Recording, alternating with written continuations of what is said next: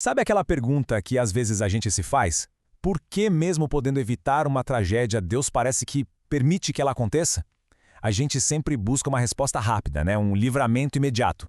Mas e se a forma de Deus trabalhar for totalmente diferente do que a gente espera? É sobre isso que a gente vai conversar hoje. Nessa análise, inspirada em uma pregação do Tiago Brunetti, a gente vai tentar entender por que, para Deus, a glória de sair de um túmulo pode ser muito maior do que a de descer de uma cruz.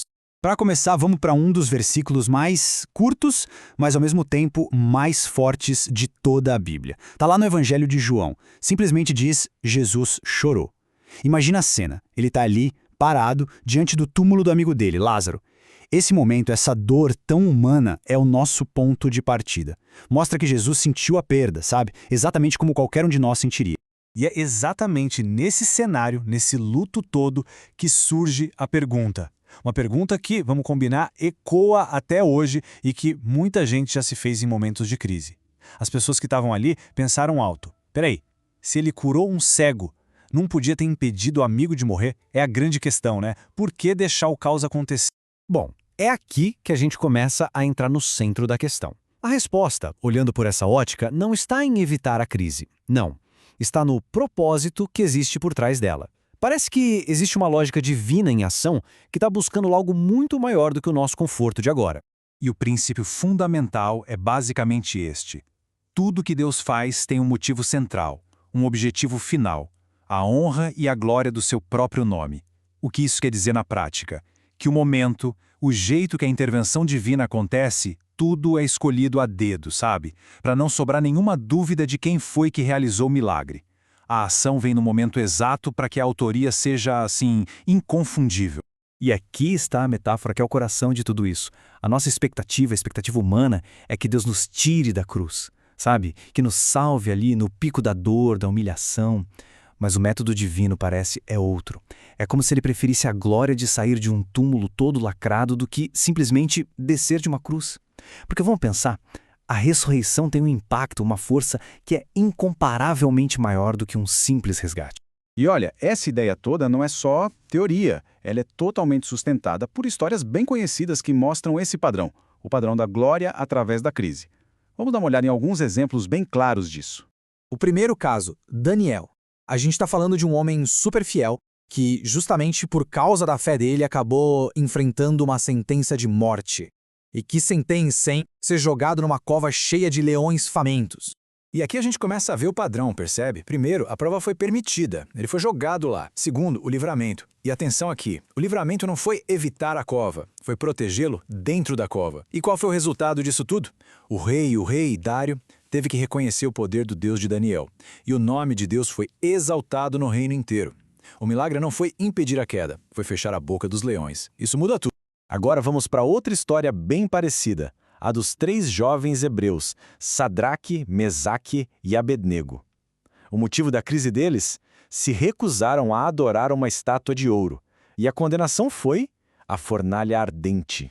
E de novo, o mesmo padrão se repete. Olha só, a prova, uma fornalha aquecida 7 vezes mais. O livramento? De novo, eles não foram poupados de entrar, não. Foram protegidos lá dentro, caminhando tranquilos no meio do fogo. E o resultado? O rei Nabucodonosor, ele mesmo, declarou que não existia outro Deus que pudesse livrar daquele jeito. Então, o ponto central que emerge aqui é muito claro. O livramento divino, na maioria das vezes, não é sobre escapar do problema.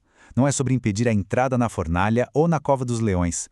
É sobre ter proteção e companhia no meio do fogo. É a garantia de que, no final, nem cheiro de fumaça vai ficar.